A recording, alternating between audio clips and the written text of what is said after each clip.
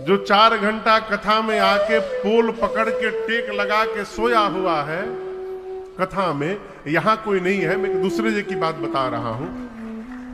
उससे भी यदि कथा के बाद बाहर पूछिए और कैसा लगा आपको अनुभव, अद्भुत अद्भुत दिव्य। और जो दिव्य कही रहा है वो 4 घंटा सोया था पंडाल में।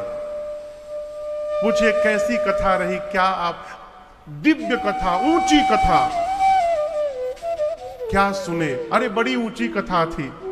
अरे बताओ तो क्या सुने? ऊंची कथा थी, ऊपर ऊपर चली गई। जो कुछ नहीं सुना वो भी 5 घंटा प्रवचन देगा, ऐसा हुआ वैसा हुआ। लेकिन यहां दर्शन करिए, पूज्यपाद गोस्वामी तुलसीदास जी महाराज जो श्री रामचरितमानस की रचना किए हैं, उनकी भाषा दर्शन करिए। कहते हैं, इस कथा को सबसे पहले मैंने अपने गुरु जी के मुख से सुना। मैं पुनि निज गुर सन सुनी। क्या सुनी? कथा। कहां पर? सूकर खेत। सूकर क्षेत्र, वराह क्षेत्र में गोस्वामी जी कहते हैं पहली बार मैंने राम जी की कथा को अपने गुरुजी के मुख से श्रवण किया। फिर क्या हुआ? गोस्वामी जी कहते हैं मेरी समझ में कुछ नहीं आया, समझी नहीं तसी बालिपना, तब अति रहे अच्छे। गोस्वामी जी कहते मैं बालपने में था, बचपन की अवस्था थी, बालकपन था मेरे भीतर, अचेतन अवस्था थी, चेतना नहीं थी मेरे मन में। गुरुजी कथा सुनाए तो, लेकिन मेरी समझ में कुछ नहीं आया। ये कौन कहेगा हो? जो कुछ नहीं जानता वो ही प्रचार करता है कि हम सब जानते हैं। हमारे एक चाचा, अब तो नहीं रहे, कहते थे महाराज जो पढ़े लिखे डॉक्टर होते हैं उनके चेंबर के बाहर साइन बोर्ड लगा रहता है स्किन स्पेशलिस्ट। किसी डॉक्टर के आगे लिखा रहता है हड्डी रोग के विशेषज्ञ, ऑर्थोपेडिशियन।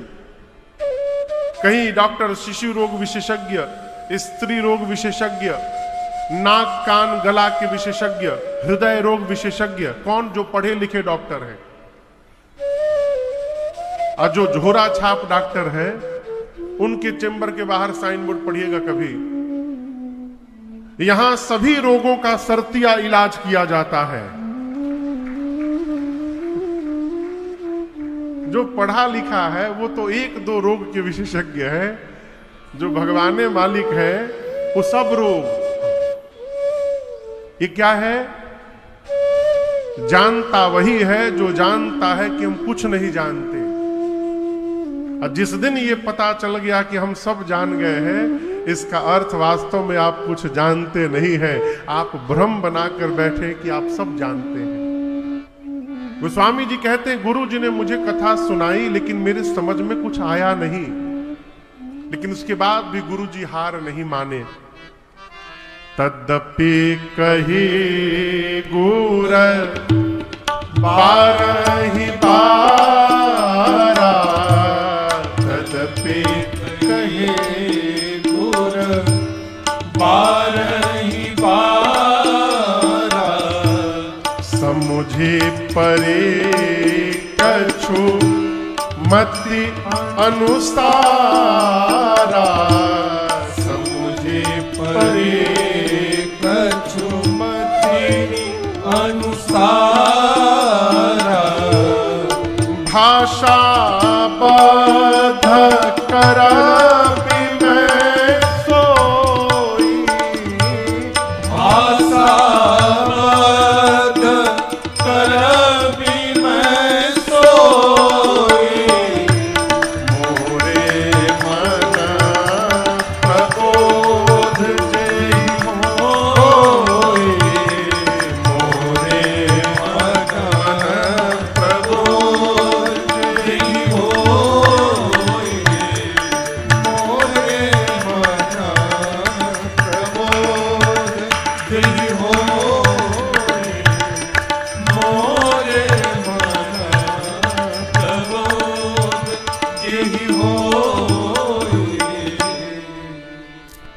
गोस्वामी तुलसीदास जी कहते हैं, गुरु जी ने कथा सुनाई लेकिन मेरे समझ में कुछ नहीं आई, लेकिन गुरु जी हार नहीं माने, बार बार मुझे सुनाए, तदपि कही गुर बार ही बार।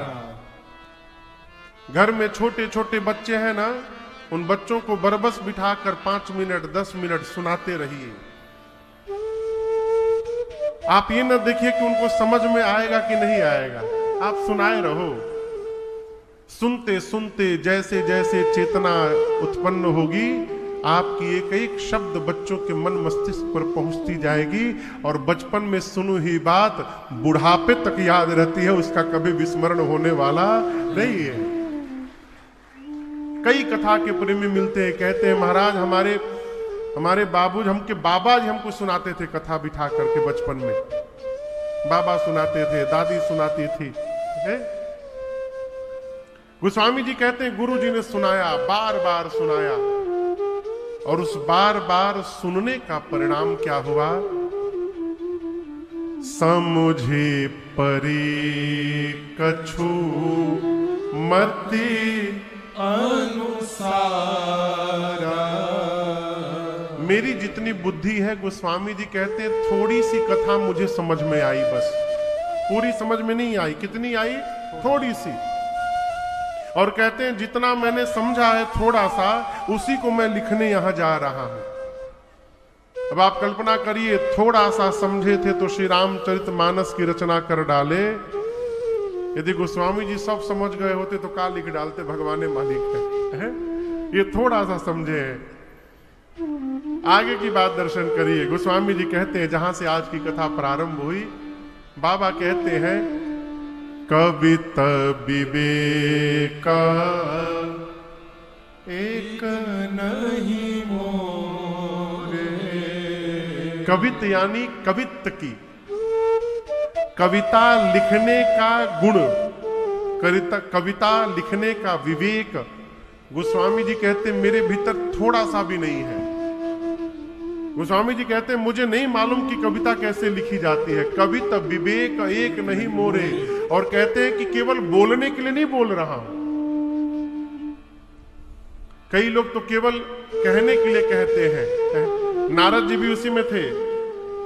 भगवान के पास जब गए, तो प्रसंग आएगा, कल परसों श्रवण करिएगा।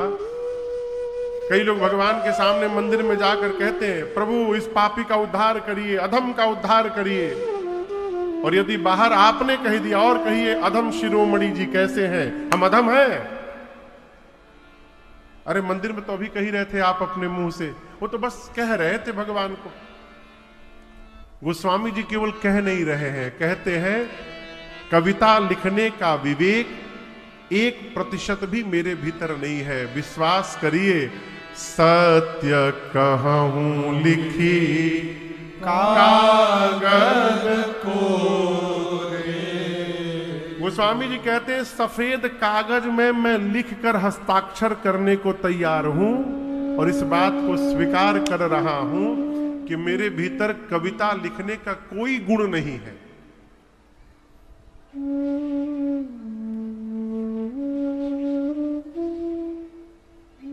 कवि यदि कविता लिखे तो कविता सुनने में आनंद भी आता है, लेकिन जिसके पास कविता लिखने का विवेक ना हो और उसको यदि कविता लिखने की बीमारी लग जाए, फिर घर वालों का रहना मुश्किल हो जाता है। क्यों? अब क्वाल लिखे के ढंगे लिखे, मालूम तो जौन मन करे तौने लिख दो। फिर वो थोक में लिखना शुरू करता है और घर वालों को बरबस बिठा के सुनाना प्रारंभ करता है। घर वाले जाएंगे तो जाएंगे, कहा सुनना ही पड़ेगा।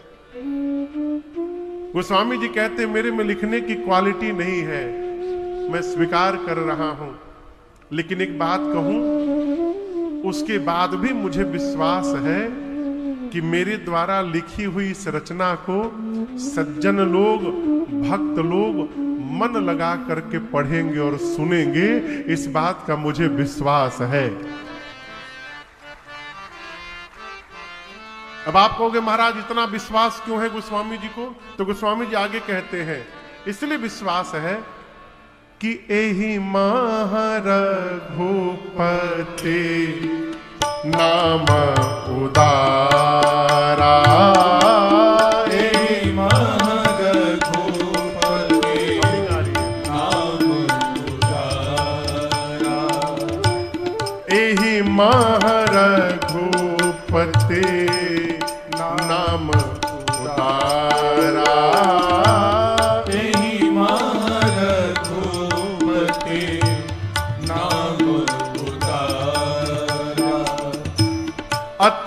पावन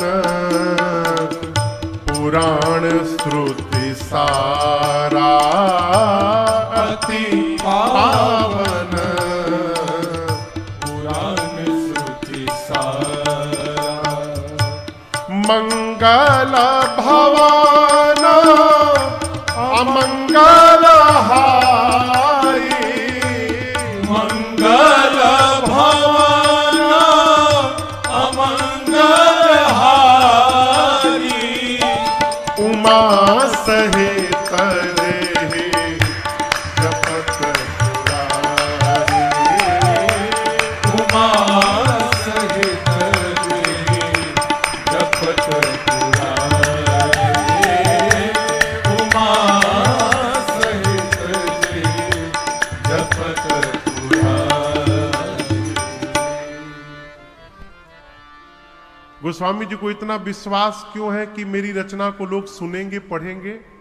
इसलिए विश्वास है कि बाबा कहते इस रचना में एहि माह रघुपति नाम उदारा।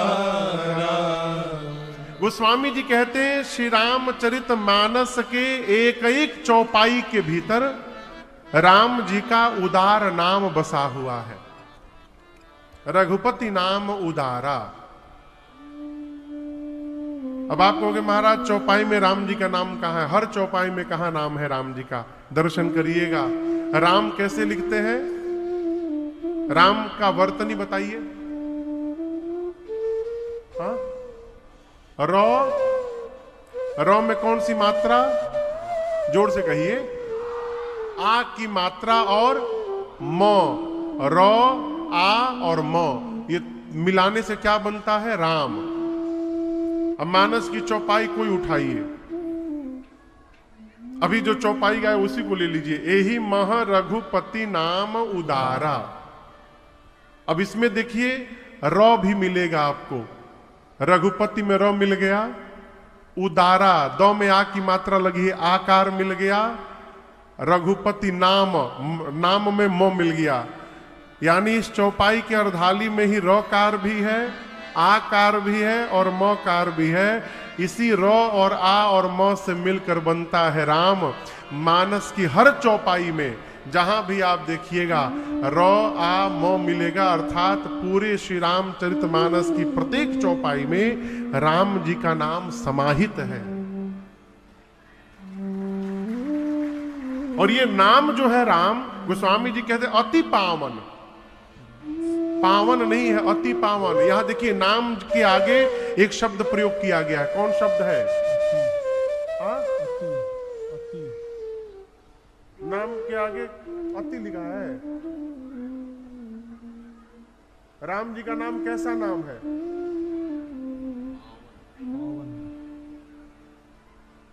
हम पूछा था नहीं, वही में लिखल बा। चौपैया में पढ़िए, चौपैया पढ़िए।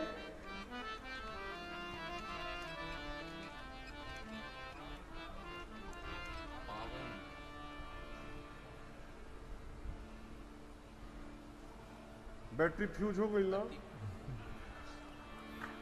उदारा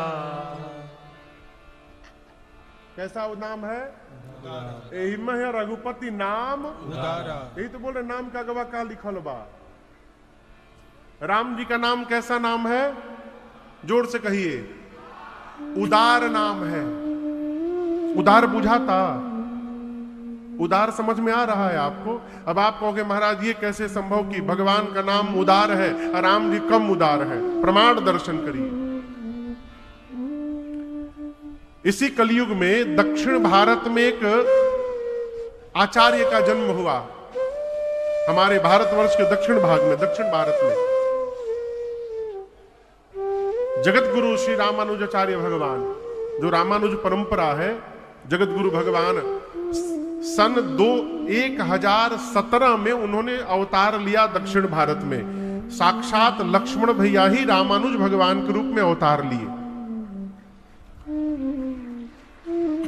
हाँ, ये राम जी अपने आने से पहले लक्ष्मण भैया को धरती में भेजे थे कलिकाल में, कलयुग में।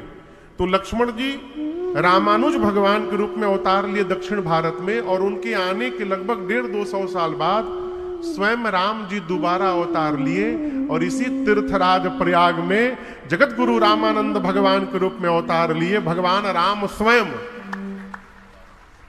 तो रामानुज भगवान एक बार क्या किए, अपने लगभग हजारों शिष्यों को साथ में लेकर के, और दक्षिण भारत में ही एक मंदिर है तिरुनारायण स्वामी का, एक दिन उस मंदिर में चले गए भगवान का दर्शन करने। रामानुज भगवान अपने भक्तों के साथ मंदिर के बाहर जो जगमोहन होता है, जहां लोग बैठकर भजन कीर्तन करते हैं, उस जगमोहन में रामानुज भगवान अपने शिष्यों के साथ खड़े थे। गर्भगृह के भीतर पुजारी जी भगवान तिरुनारायण स्वामी की आरती उतार रहे थे। और ये कहानी नहीं है, ये सत्य घटना है। भगवान तिरुनारायण स्वामी की मूर्ति में से आवाज निकली पुजारी जी के लिए कि जो बाहर आचार्य जी खड़े हैं, उन आचार्य जी को भीतर मेरे सामने लाके खड़ा किया जाए। पुजारी जी जाकर रामानुज भगवान से कहें कि आपको ठाकुर जी भीतर बुला रहे हैं गर्भगृह में। रामानुज भगवान जाकर खड़े हुए प्रणाम करके, ठाकुर जी सिंहासन पर विराजमान है। भगवान ने कहा कि मेरे मन में एक जिज्ञासा है। जगदगुरु भगवान ने पूछा क्या जिज्ञासा है प्रभु? तो तिरुनारायण स्वामी कहते हैं, भगवान कहते कि ये बताइए आचार्य जी, रामा अवतार में मैं स्वयं अवतार लेकर धरती पर आया और मैं कहता रहा कि मेरी शरण में आओ उद्धार हो जाएगा, मेरी शरण में आओ। उसके बाद भी गिने चुने लोग मेरी शरण में आए। जटायु जी आए, हनुमान जी आए, शबरी आई, सुग्रीव आए, गिने चुने लोग, उंगली पर गिना जा सकता है। फिर दोबारा कृष्ण अवतार में मैं आया कन्हैया बन के, उसमें भी मैंने अपने मुख से कहा कि मेरी शरण में आओ उद्धार होगा, तब भी गिने चुने लोग आए। जो काम त्रेता में द्वापर में मैं स्वयं आकर के नहीं कर पाया, कलयुग में आप आकर के कौन सी पट्टी पढ़ाते हैं कि ये हजारों हजारों लोग सब कुछ त्याग करके मेरी शरण में आकर के भजन करने लगते हैं। जो कार्य हम नहीं कर पाए वो आप कैसे कर दिए? ये मेरी जिज्ञासा है। रामानुज भगवान कहे इसका मतलब आप जानना चाहते हैं, जिज्ञासु हैं आप। जी जी जी, मैं आचार्य जी जानना चाहता हूं। जगत गुरु भगवान बोले फिर कैसे संभव होगा? जानने वाले को तो नीचे रहना चाहिए और बताने वाले को ऊपर रहना चाहिए। यहां जानने वाला सिंहासन पर बैठा है, उत्तर देने वाला नीचे खड़ा है। तो तिरुनारायण भगवान बोले फिर? जगत गुरु भगवान बोले हमको ऊपर बिठाइए और आप नीचे खड़े होकर पूछिए, तब मैं आपको बताऊंगा। तो भगवान ने पुजारी जी से कहा कि मुझे गर्भगृह से बाहर निकाला जाए। भीड़ लग गई। भगवान गर्भगृह से बाहर जगमोहन में आए। जगत गुरु रामानुज भगवान को ऊंचे आसन पर पधराया गया और तिरुनारायण स्वामी नीचे आसन पर बैठे और बैठकर कहे, अब कहिए आचार्य जी, जो कार्य राम कृष्ण बनकर मैं नहीं कर पाया, वही काम कली काल में आप कौन सी पट्टी पढ़ाते हैं कि हजारों हजारों लोग हमारी शरण में आकर के भजन करने लगते हैं? आप कौन सा काम करते हैं? जगत गुरु भगवान ने अपने शिष्य से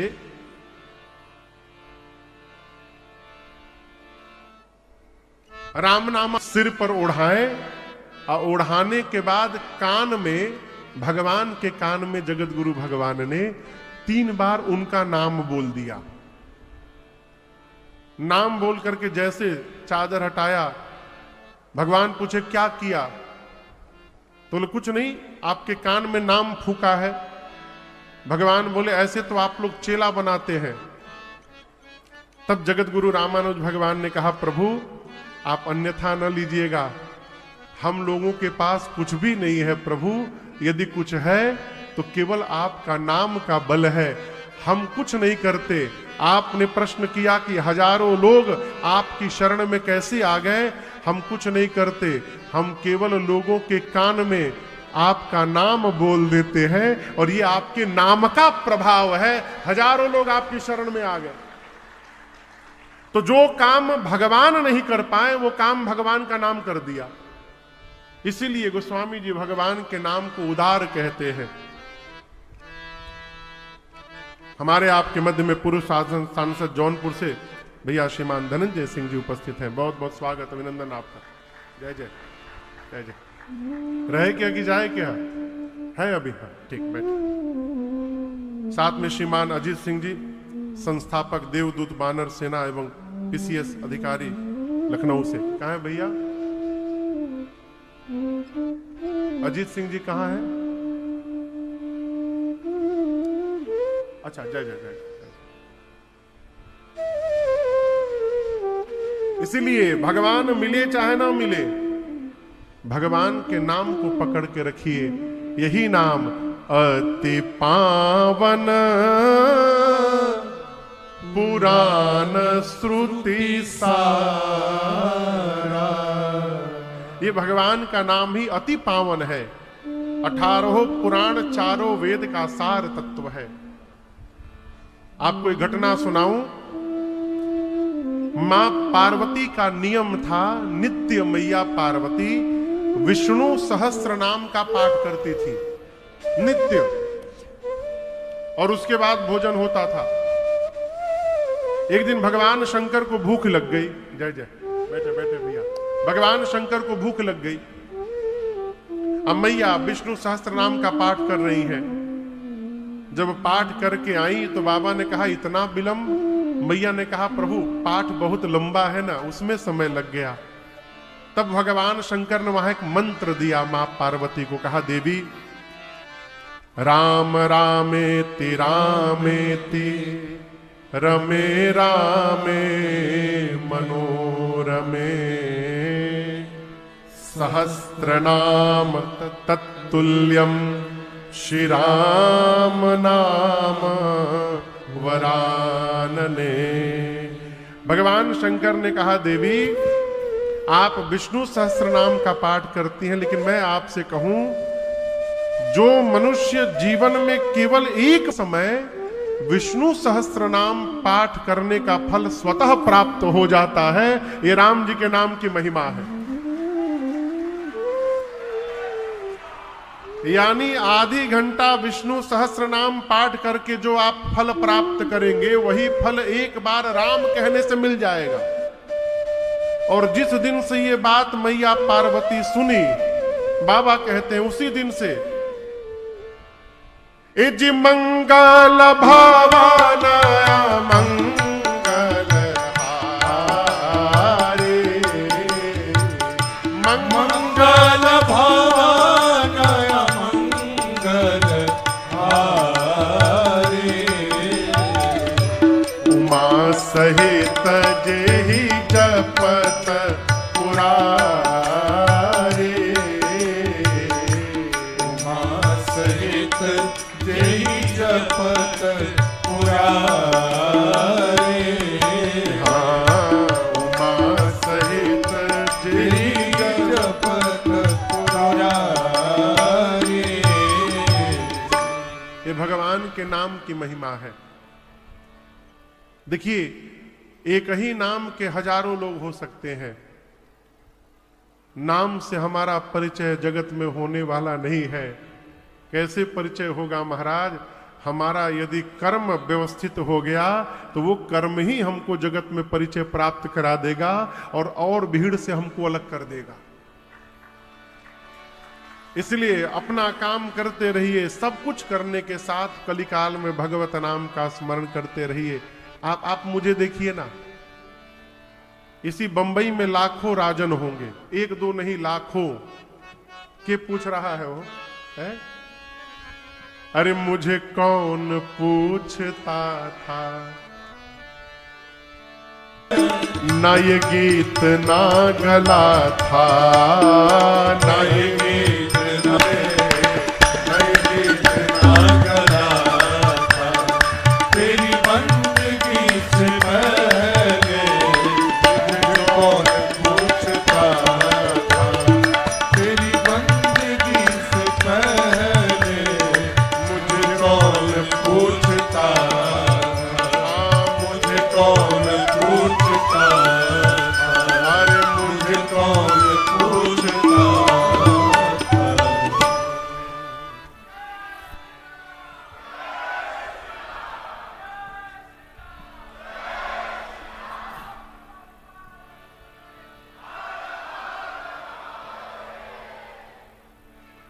काशियों के लोग हैं का यहां पर?